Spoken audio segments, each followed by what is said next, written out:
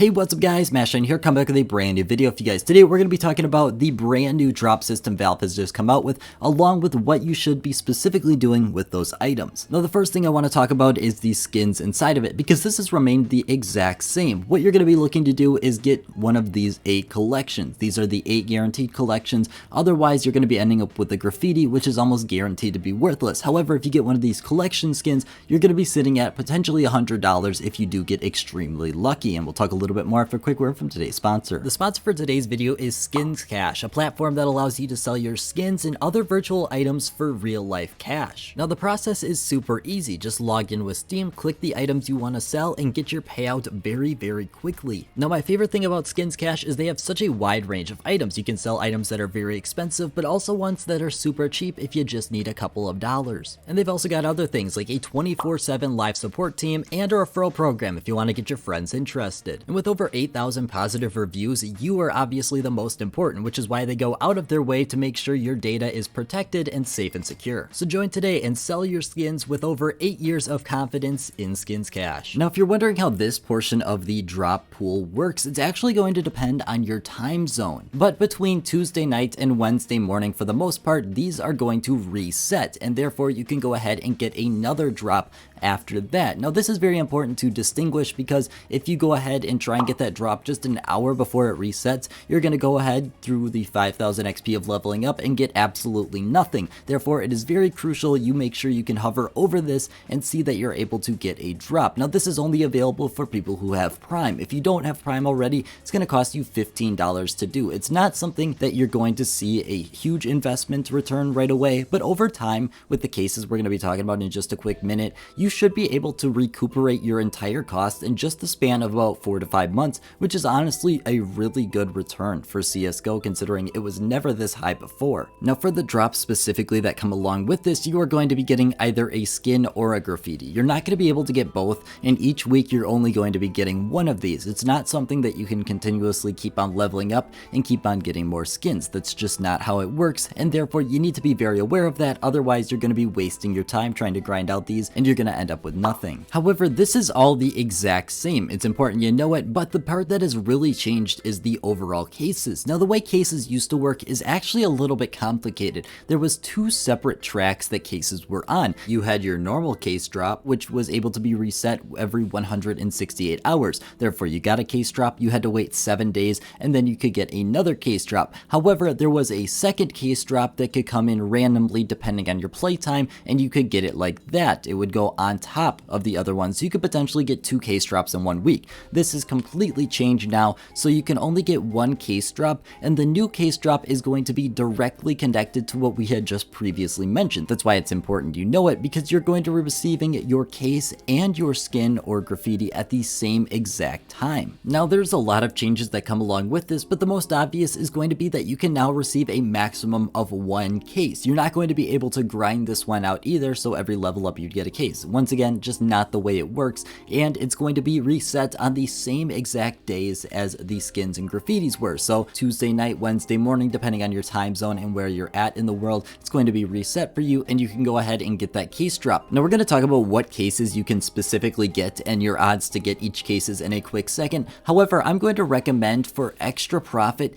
you don't get your case drop right away. This is because when a new case is released, you want to have the best opportunity to get it, because those new cases are very expensive, potentially up to $20 or $30. Therefore, you're going to be holding on to your XP and waiting until potentially Tuesday evening, just a little bit before it gets reset for you, to go ahead and cash in on your case drop. This is for a number of different things. The first of which is you're going to have the best chance to go ahead and get a new case drop. Say a case comes out on a Thursday, but you already redeemed your case on that Wednesday. You're not going to be able to get that case for another 5 or 6 days. Therefore, you want to have the opportunity to and not receive it right away. The other thing is we don't know how the fluctuations in the market are going to work. If we want to look at past operation cases, we can see that generally speaking, when a lot of people were able to get a case at the same time, the price dropped down a very small amount before going back up a little bit. We want to be able to capitalize off this going up a little bit, because that's an extra 5% we might be able to get off this specific case. Now, what cases can you get and what are your odds to get each case? Well, the good news is we know all of this. First up, you're going to be getting the majority of the time 5 different cases. The first of which is the Revolution, next is the Recoil, next is the Dreams and Nightmares,